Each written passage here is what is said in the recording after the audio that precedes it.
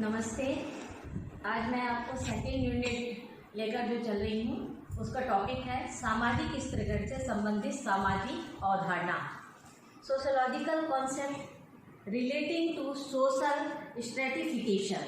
सामाजिक स्त्रीकरण अपनी अवधारणा को ही स्पष्ट करता है। स्त्रीकरण का अर्थ होता है बंटना, अलग अलग भागों में विभाजित होना, चाहे वो आय के आधार पर विभाजित हो, चाहे वह जाति के आधार पर विभाजित हो, वह सामाजिक स्त्रीकरण कहलाता है। सामाजिक स्त्रीकरण में समाज के आधार पर विभिन्न वर्गों को किस प्रकार से विभाजित किया गया है, इसकी जानकारी इसके अंतर्गत दी जाती है।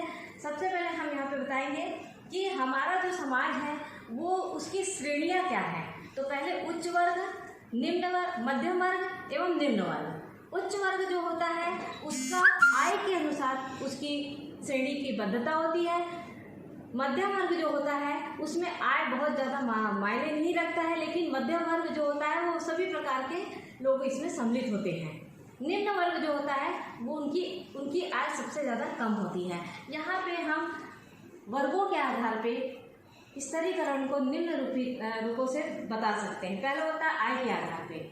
आय के आधार पे यानी जो व्यक्ति किस श्रेणी से अपना संबंध रखता है, उसकी आय क्या है, वह सबसे सर्वोपरि होता है। सेकंड होता है व्यवसाय के आधार पे। व्यवसाय के आधार पे कि वह किस प्रकार का व्यवसाय कर रहा है। व्यवसाय में उसके जाति को भी बहुत बड़ा महत्वपूर्ण स्थान यहाँ पे प्रदान है। फिर आता है संपत्ति के आधार पे। जैसे मैंने आपको बताया कि हमारा वर्ग 3 वर्ग विभाजित है, उच्च वर्ग, मध्यम वर्ग और निम्न वर्ग। इसमें संपत्ति महत्वपूर्ण स्थान रखती है। फिर आता है जाति के आधार पे। जाति यानी वो कौन से धर्म, कौन से संप्रदाय, कौन सी जाति है, यह भी स्त्रीकरण में सबसे बड़ा सहयोग प्रदान करती है। फिर शिक्षा के आधार पे।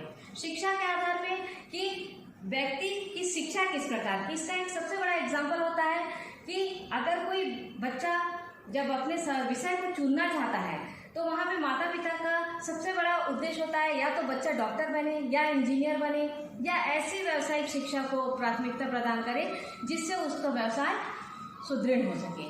तो ये शिक्षा का आधार है। फिर आता है प्रजाति के आधार। प्रजाति यानी हमारा भारतवर्ष विभिन्न प्रकार के धर्म और जाति एवं संस्कृति का देश है। इस आधार पर विभिन्न प्रकार की प्रजातियां भी यहाँ निवास करती। उन प्रजातियों के किस प्रकार के स्त्रीकरण है इसकी जानकारी प्रदान करता है। फिर पद के आधार पे।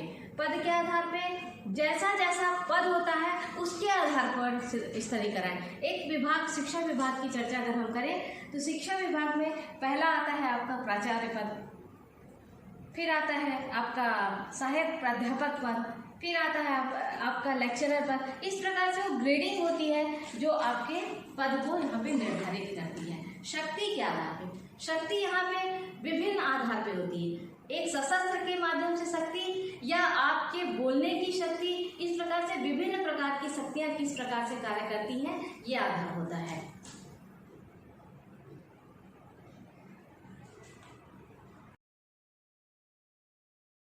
आज मैं आपको सेकेंड यूनिट लेकर जो चल रही हूँ उसका टॉपिक है सामाजिक स्त्रीकरण से संबंधित सामाजिक अवधारणा, sociological concept relating to social stratification.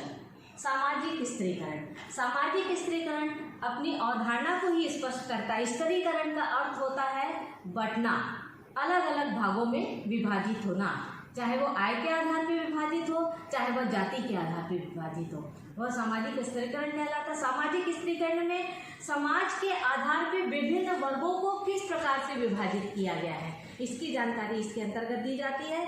सबसे पहले हम यहाँ पे बताएंगे कि हमारा जो समाज है वो उसकी श्रेणियाँ क्या हैं। तो पहले उच्च वर्ग, निम्न वर्ग, मध्यम वर्ग एवं निम्न वर्ग। उच्च वर्ग जो होता है उसका आय के अनुसार उसकी श्रेणी की बद्धता होती है। मध्यम वर्ग जो होता है उसमें आय बहुत ज़्यादा मायने नहीं रखता है, लेकिन मध्यम वर्ग जो होता है वो सभी प्रकार के लोग इसमें सम्मिलित होते हैं। निम्न वर्ग जो होता है वो उनकी आय सबसे ज़्यादा कम होती है। यहाँ पे हम वर्गों के आधार पे स्त्रीकरण को निम्न रूपों से बता सकते हैं। पहला होता है आय के आधार पे। आय के आधार पे यानी जो व्यक्ति किस श्रेणी से अपना संबंध रखता है, उसकी आय क्या है, वह सबसे सर्वोपरि होता है। सेकंड होता है व्यवसाय के आधार पे। व्यवसाय के आधार पे कि वह किस प्रकार का व्यवसाय कर रहा है। व्यवसाय में उसके जाति को भी बहुत बड़ा महत्वपूर्ण स्थान यहाँ पे प्रदान है। फिर आता है संपत्ति के आधार पे। जैसे मैंने आपको बताया कि हमारा वर्ग 3 वर्ग विभाजित है, उच्च वर्ग, मध्यम वर्ग और निम्न वर्ग। इसमें संपत्ति महत्वपूर्ण स्थान रखती है। फिर आता है जाति के आधार पे।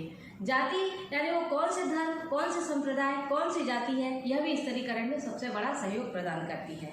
फिर शिक्षा के आधार पे, शिक्षा के आधार पे कि व्यक्ति की शिक्षा किस प्रकार की। इसका एक सबसे बड़ा एग्जाम्पल होता है कि अगर कोई बच्चा जब अपने विषय को चुनना चाहता है तो वहाँ पे माता पिता का सबसे बड़ा उद्देश्य होता है या तो बच्चा डॉक्टर बने या इंजीनियर बने या ऐसी व्यावसायिक शिक्षा को प्राथमिकता प्रदान करे जिससे उसका व्यवसाय सुदृढ़ हो सके। तो ये शिक्षा का आधार है। फिर आता है प्रजाति के आधार। प्रजाति यानी हमारा भारतवर्ष विभिन्न प्रकार के धर्म और जाति एवं संस्कृति का देश है। इस आधार पर विभिन्न प्रकार की प्रजातियां भी यहाँ निवास करती। उन प्रजातियों की किस प्रकार के स्तरीकरण है इसकी जानकारी प्रदान करता है। फिर पद के आधार पे, पद के आधार पे जैसा जैसा पद होता है उसके आधार पर स्तरीकरण। एक विभाग, शिक्षा विभाग की चर्चा अगर हम करें तो शिक्षा विभाग में पहला आता है आपका प्राचार्य पद, फिर आता है आपका सहायक प्राध्यापक पद, फिर आता है आपका लेक्चरर पद। इस प्रकार से वो ग्रेडिंग होती है जो आपके पद को यहाँ पे निर्धारित करती है। शक्ति के आधार पे, शक्ति यहाँ पे विभिन्न आधार पे होती है। एक सशस्त्र के माध्यम से शक्ति या आपके बोलने की शक्ति, इस प्रकार से विभिन्न प्रकार की शक्तियाँ किस प्रकार से कार्य करती हैं ये आधार होता है।